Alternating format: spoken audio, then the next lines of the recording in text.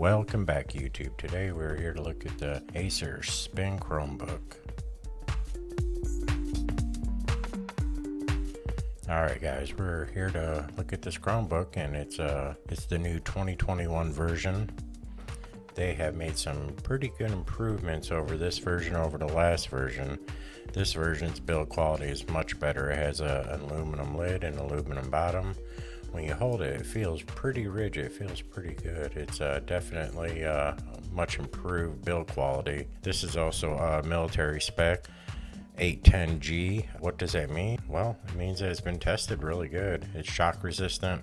They've dropped it a total of, I think it's 26 times. It has to be dropped in different ways to make sure that it meets some standards. So you can be assured that this is one tough book. It really is. On top of that, it's really fits really well. I really enjoy the size of it. It's nice and square. It's easy to travel with. Fits on your lap nicely. It's really good overall. I'm going to try not to geek out on all the stats, but the display on this is beautiful. This does have the Intel i5 processor. There's a lot to say, but the main thing I want to say about this processor is it supports that Thunderbird 4, and this laptop has that capability. Thunderbolt 4 is very important. It has some super high speeds as far as minimum and maximum gigabits.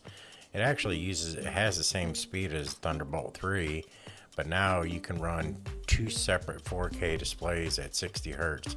You can transfer huge video files.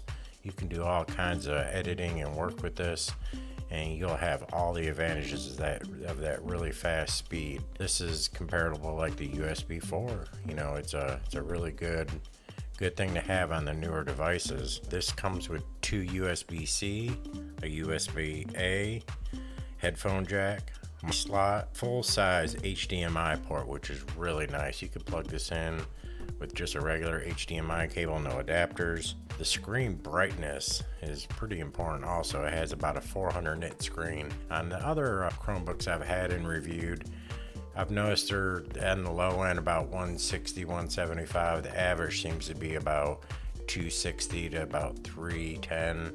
So this having 400 really pushes out a good amount of brightness. This is a super sharp resolution screen. It is beautiful. It is really something you can talk about. You know, when you look at it, you know every time that you are getting the best screen that you can get in a Chromebook. Good feature is the display size. It's a 3x2. Now, when you're looking at laptops and Chromebooks, one of the advantages I really find is that this display is much taller. You can really get a lot more page work done.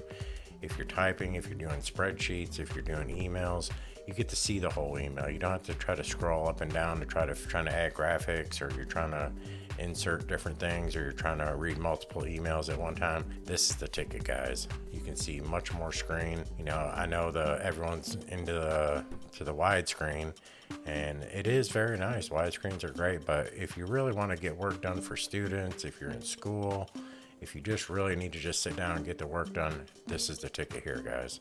This is great. The battery life on this is rated at about 10 hours. That's what they say, but you know, when I tested it, I'm getting about 8, almost 9 hours, depending on what you're doing. If you want to just leave it running, the screen up, you know, you might be able to get 10. I'm not really sure. I think it's kind of important, you know, just know that you're not going to get exactly 10 hours. So one of the bad things about the particular unit is it's got bad speakers. There's very little mid, very little bass. You know, it is what it is. I did a little audio test. You know, granted, it sounds really loud, but it's on my desk. The speakers are on the front of it, and they're on the bottom, so it tends, if you have it on your lap, it gets muffled really easily. So I kind of find that as a negative. If there are any negatives, it's going to be definitely the speakers. You know, that's probably where they save their money.